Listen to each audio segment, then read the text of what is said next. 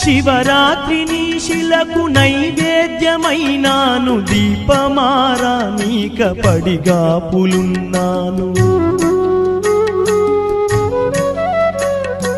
కళ్ళల్లో వేకువా దీవెననుకున్నాను, కడుపులో పేగును కోస్తవనుకోలేదు.